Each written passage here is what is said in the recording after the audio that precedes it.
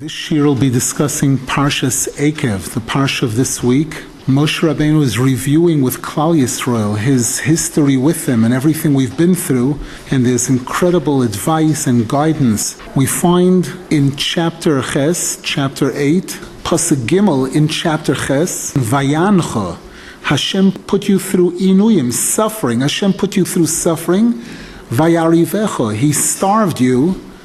Vayachilcho es hamon, and only afterwards did He give you the man, asher lo yodato, which you didn't know, v'lo yodun avosecho, and your forefathers did not know. And why did He do this?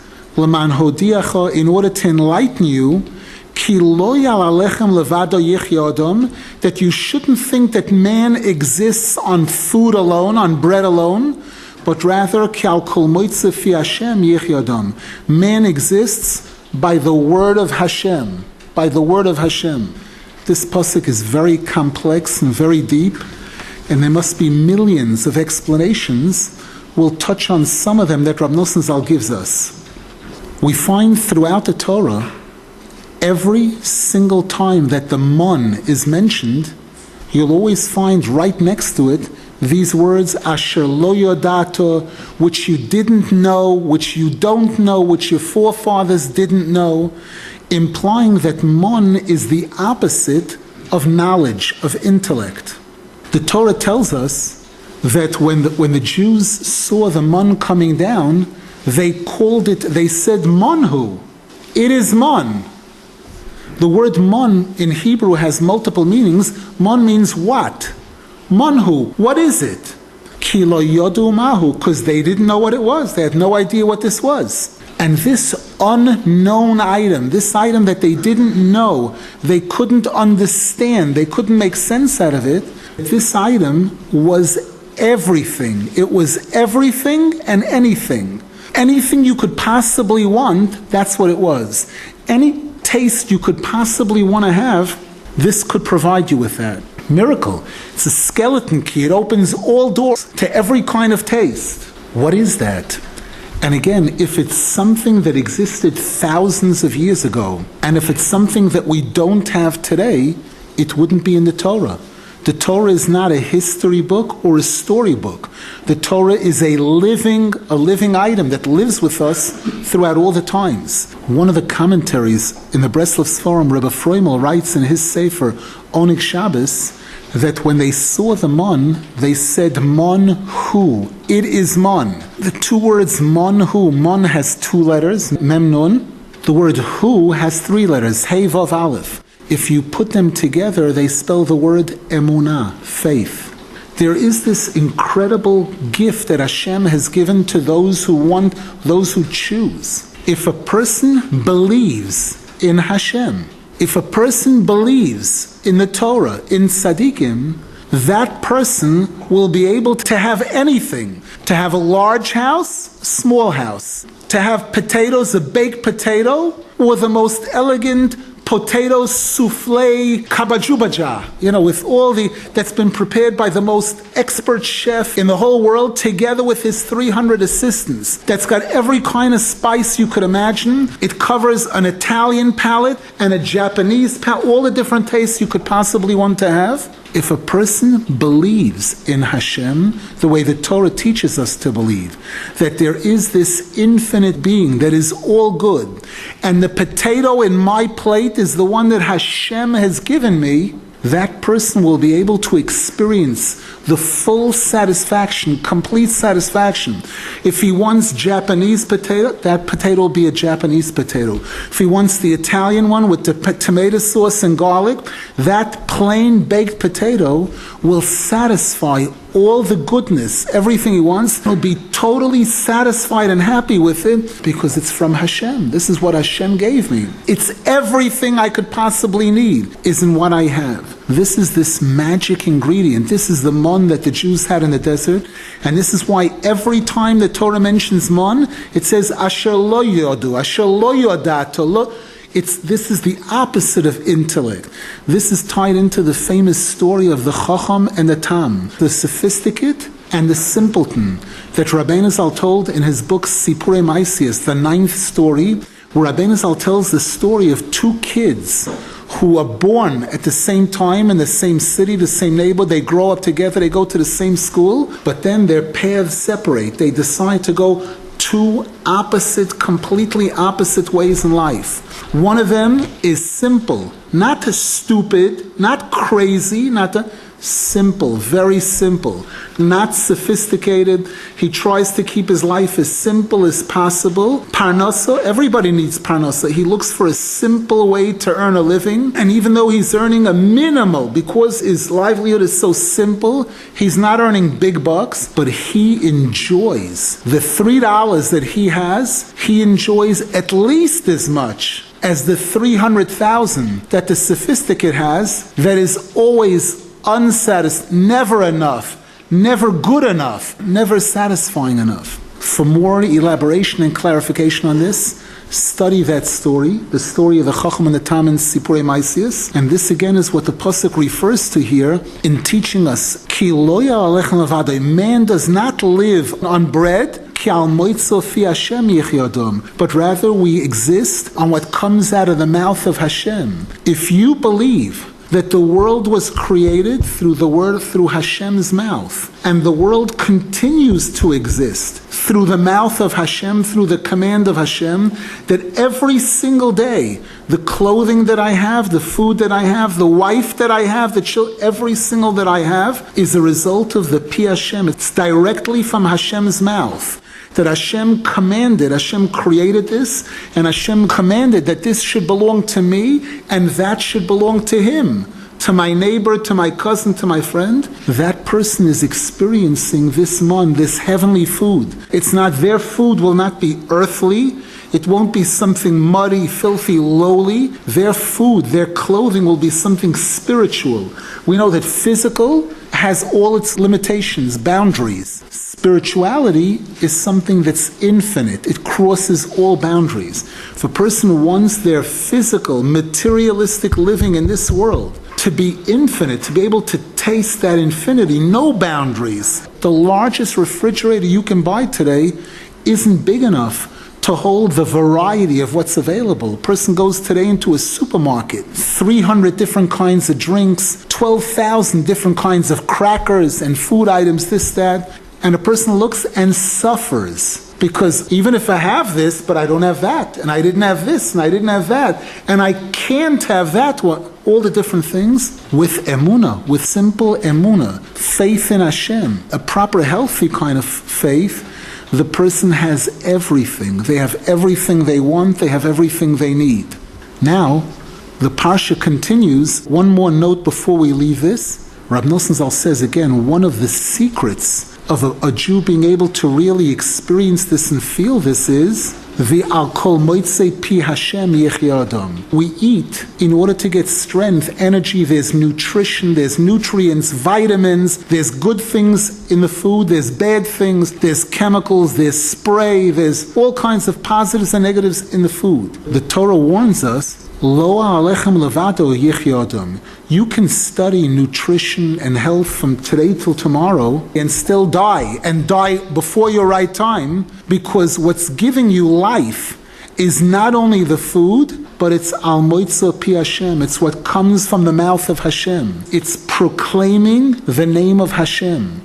Rabbi Nasan tells us in chapter 56 in Likutei Moharan that just like if I want to access anything that anybody has in this room or in this world, the first thing I have to do is mention the person's name. Chaim, Harry, Joe, can I have this? Without mentioning the person's name, I have no access. By just mentioning something I want, nobody, I'm not obligating anybody, I'm not locking into any source for the thing. When I mention the name, I'm connecting to a source, someone who has that item or doesn't have it, but I'm making a connection, a serious connection. So too, life, Chaim, comes from Hashem. Hashem is called Chai HaChaim.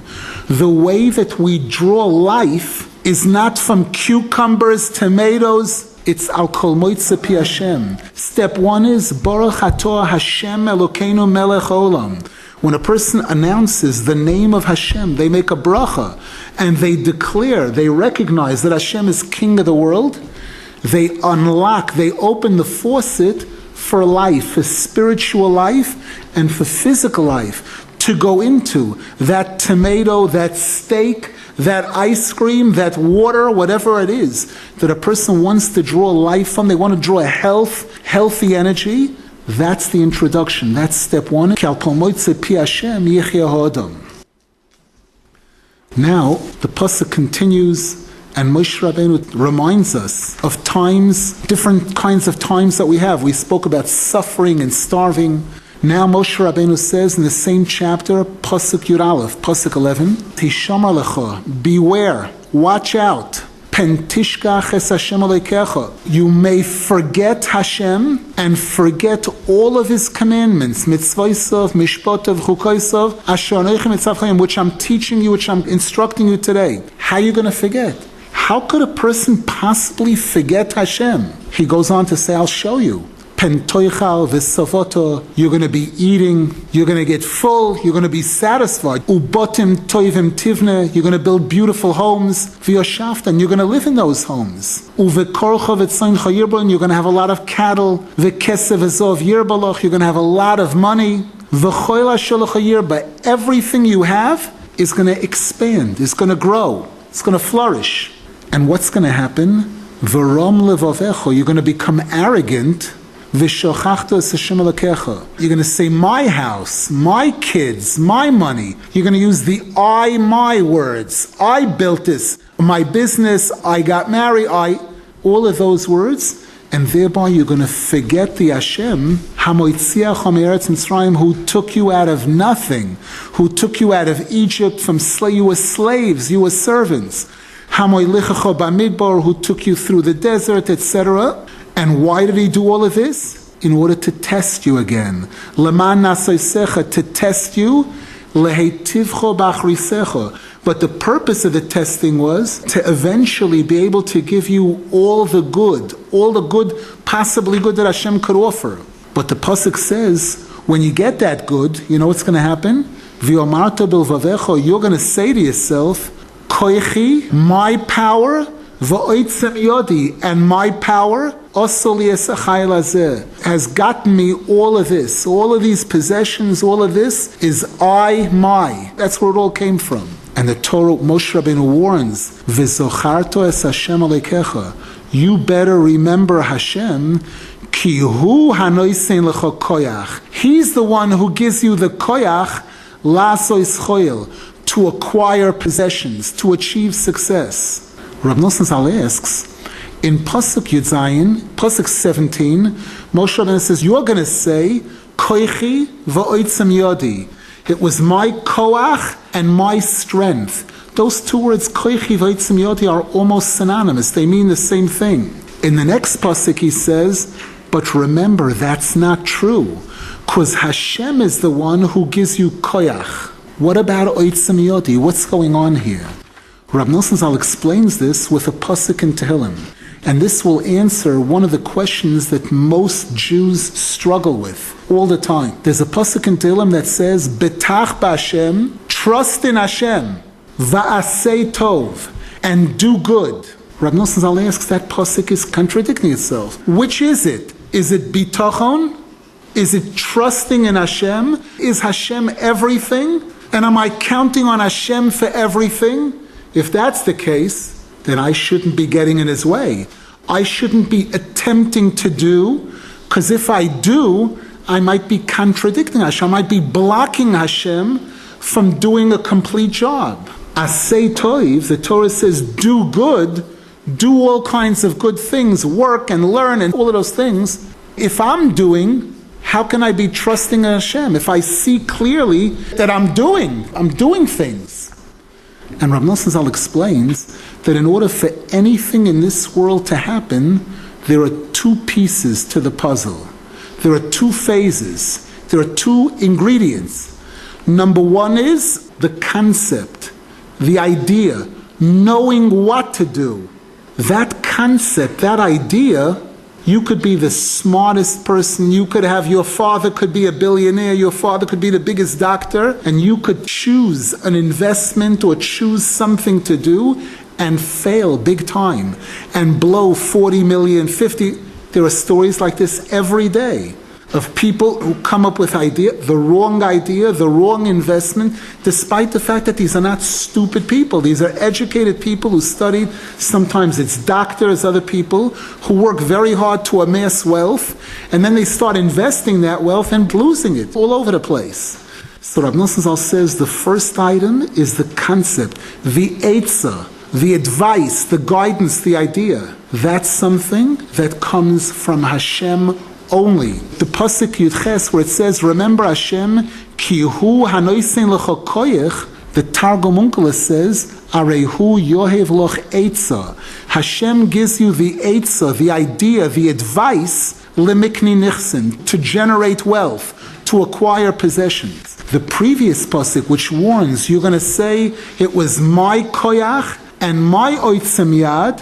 It means you're going to say that it was my idea and my efforts. Even after Hashem gives a person an idea, even a Jew who has bitachon is not an excuse for sitting around doing nothing. People that have bitachon are supposed to choose one of two paths in life. Either you're sitting and studying Torah day and night, and doing mitzvahs, Torah and tefillah, you're burning rubber. You're making every minute count. You ain't hanging out. You ain't sitting around. You're putting every ounce of energy you have into learning and davening and all of that. There's a small minority of people that are capable of doing that. No work, no hishtadlus for parnasa, learning for Rabbi Shimon Bar Yochai and his friends were in a position to do that. For the majority of people, the vast majority, who aren't on that level of bitachon, they can't handle that, their wives can't handle it, their families can't, they can't exist on that level, and they choose to look for a profession, to go out to work, to do whatever it is. If they believe in Hashem, then they're going to make sure to designate several hours a day for Hashem, for davening with a minyan, davening on time, and studying Torah, and doing mitzvahs, and giving charity, separating money for charity. If you believe in Hashem, then you know that you are not 100% in business for yourself. It's a 90-10 relationship, as the Torah specifies. Hashem says, anything you earn, we're partners in it. You keep 90, I get 10. Otherwise, Hashem says, if you don't like that, we could rearrange the deal, and I'll make sure I'll keep the 90, and I'll give you the 10%, as the Torah says, Aser b'shvil shetisasher. So this is what the Torah is telling us here on the Betach B'Hashem V'asei Toiv, that to succeed in this world in anything requires both of these ingredients. The recognition that the seichel, the advice, the guidance, a person must turn to Hashem for that. They have to pray very hard for it. They have to seek the guidance of Hashem from tzaddikim, who are the masters, who know Hashem better than all of us. The Torah, the tzaddikim, and Hashem, that's where we seek that guidance and advice. Once we get that advice, Asay Toiv, run with it. Don't walk, run. Do. Make sure that you're doing every minute of the day. Do what you can in Ruchnius, in Gashmius, and whatever you can to move forward. This is the message that the Pasuk gave us here, that the mistake is only, your efforts are important. But it's when you make the mistake and say, Koichi voitzam yodi, when you want to take full credit for yourself, when you say, my company, my success, and you leave Hashem out of it, you're forgetting that the koyach, the advice, the guidance, the most important part, you can put in 6 billion hours a day and just keep losing more and more money if Hashem didn't set you in the right direction, if you're not on the right path. We should be zeicher to have the right combination of koyach, of bitochain and asiyah, of bitochain and ishtadlus, and especially the right emunah, faith in Hashem, in tzaddikim, in the Torah, and through this be zeicher that Hashem should be able to fulfill these two words, leheitivcha ba'achrisecha, to give us the good, all the good that only Hashem can, ba'achrisecha, at the end, at the finish line, which we hope that we're approaching very, very rapidly.